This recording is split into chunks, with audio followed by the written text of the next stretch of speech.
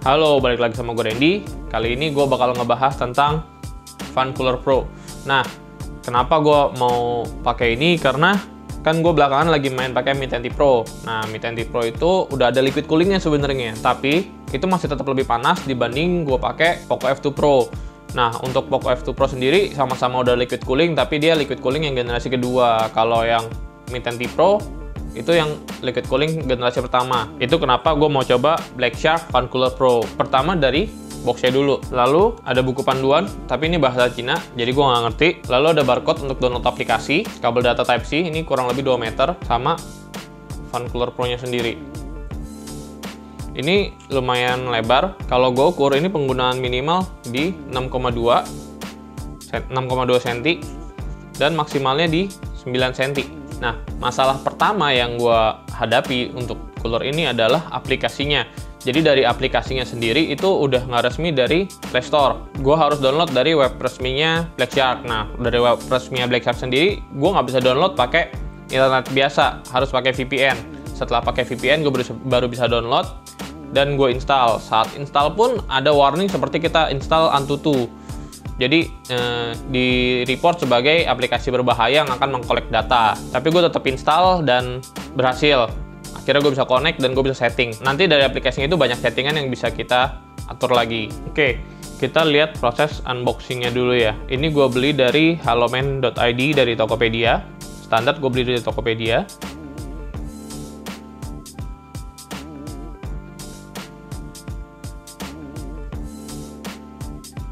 Bungkusannya masih rapi dan ada bubble wrap dan disegel. Ada barcode untuk download aplikasi.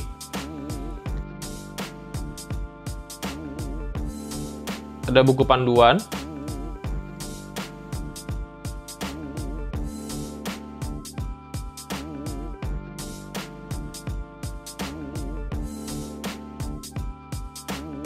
Kabel USB to Type-C kurang lebih sepanjang 2 meter.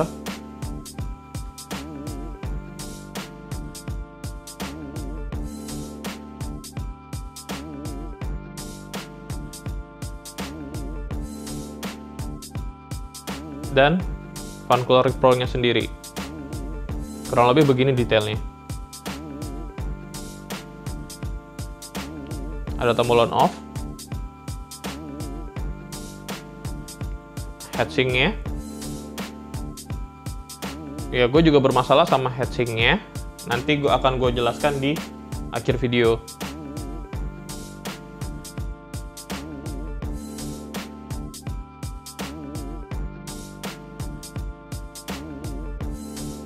Dan ada lubang untuk powernya.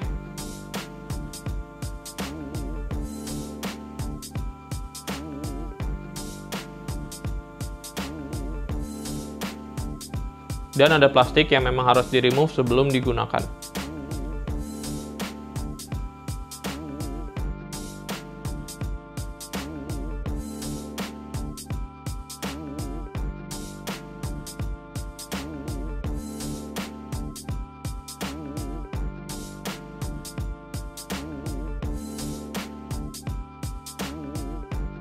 Setelah gue nyalakan beberapa saat, suhunya bisa sampai di bawah 10 derajat Celcius. Di aplikasi Black Shark sendiri kita bisa setting 2 kecepatan, yaitu freeze dan frozen. Frozen akan membuat kipas lebih kencang, tetapi lebih berisik. Lampunya pun bisa disetting dengan beberapa mode. Kalian bisa sesuaikan sesuai keinginan.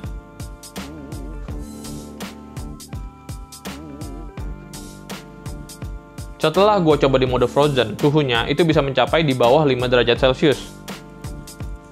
Oke, ini penampakan saat gue gunakan di Mi 10T Pro. Jadi agak mentok ke kamera. Di sini gue mencoba benchmark menggunakan Antutu dan stress test menggunakan Antutu dan CPU throttling test. Dan begini hasilnya. Dari benchmark Antutu, kita coba tes, malah ada kenaikan nilai dari benchmarknya. Dan kenaikan suhunya yang tadinya 4,8 derajat Celcius menjadi hanya 3 derajat Celcius. Untuk stress testnya sendiri, kita bisa lihat sebelum menggunakan Fan Cooler Pro di sebelah kiri, CPU performance bisa mencapai di bawah 40%. Sedangkan setelah menggunakan Fan Cooler Pro itu masih sebatas 40%. Dan CPU clock yang di nomor 7 itu tidak ada penurunan sama sekali. Dan ini hasil dari CPU throttling test. Bisa dilihat sebelum menggunakan Fan Cooler Pro sudah berubah menjadi warna kuning di bar keempat. Sedangkan setelah menggunakan Fan Cooler Pro berubah warna kuning di bar ke-7 atau 8. Dan kita bisa lihat untuk secara maksimal tadinya hanya 230.000 gips menjadi 2.800 gips, dan average-nya yang dari 211 gips menjadi 267 gips, dan minimalnya dari 190.000 gips menjadi 230.000 gips. Jadi kelihatan banget setelah menggunakan Fan Cooler Pro ini CPU menjadi jauh lebih stabil. Selain aplikasi, gue menemukan masalah lainnya yaitu di heatsinknya. Ini lubangnya terlalu besar menurut gue, karena saat gue gunakan jari gue yang termasuk besar itu masih bisa masuk ke heatsinknya. Jadi kalau tangan gue lagi iseng, itu kadang-kadang nggak sengaja bisa terkena heatsinknya yang panas banget. Untuk suaranya sendiri lumayan keras kalau kita nggak pakai headset, tapi kalau saat kita sudah menggunakan headset, itu suaranya nggak kedengeran sama sekali. Headset yang gue pakai itu dari KZ, dan gue nggak denger suara kipasnya sama sekali. Untuk harga 400.000, untuk yang emang suka main game sih menurut gue oke banget. Tapi kalau kalian mau sabar, gue lagi beli cooler-cooler lain yang harganya di bawah 400.000.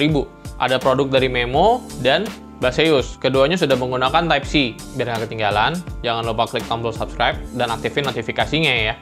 Oke, segitu dulu hasil ngulik gue dari Black Shark Fan Cooler Pro. Terima kasih.